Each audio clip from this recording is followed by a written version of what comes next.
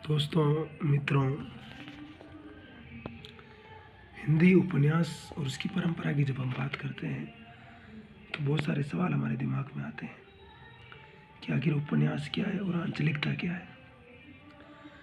तो स्वातंत्रोत्तर हिंदी उपन्यासों में आंचलिक उपन्यास एक महत्वपूर्ण उपलब्धि रही है। वे उपन्यास जिनमें किसी विशेष अंचल का चित्रण कथानक के द्वारा किया जाता है, इस वर्ग में आते हैं। अंचल का शाब्दिक अर्थ है जनपद या क्षेत्र।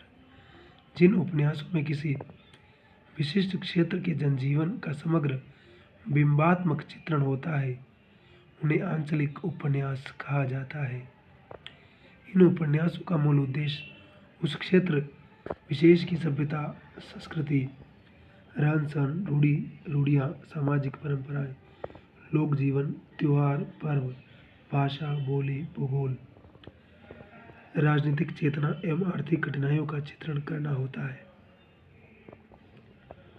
आंचलिक उपन्यासकारों में फणीश्वरनाथ रेणु का स्थान प्रमुख है। उनका मेला आंचल 1954 ईस्वी नामक उपन्यास हिंदी के आंचलिक उपन्यासों में मील का पत्थर है। इसके कथानक में 1942 ईस्वी से लेकर गांधी जी के निधन तक की परिस्थितियों का चित्रण किया गया है और कथानक की आधार भूमि बिहार के पूर्णिया जिले के गांव मेरीगंज को बनाया गया है। यह पिछड़ा गांव है जहां हर वर्ग के लोग रहते हैं, जिनमें पारस्परिक संघर्ष चलता रहता है। इस गांव की प्रकृति में बाधक तत्व है रूढ़िगत संस्कार, छुआछूत की भावना, आपसी संघर्ष, अंधविश्वास।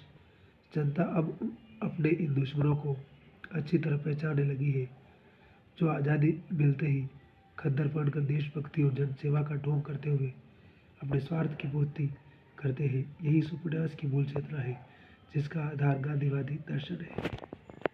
अब रेणु जी का ये उपन्यास बहुत फेमस है, आपने पढ़ा भी होगा।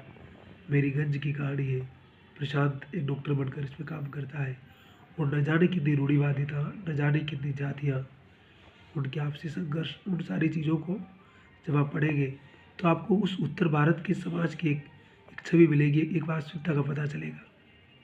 इस लिहाज से ये उपन्यास बहुत महत्वपूर्ण है और रेणु की कहानियाँ भी बहुत महत्वपूर्ण है। तो रेणु जी को जितना अधिक हम समझेंगे, जितना अधिक पढ़ेंगे, उनका बिंब, कहानी में बिंब को क्रिएट करने का तरीका अद्भुत है।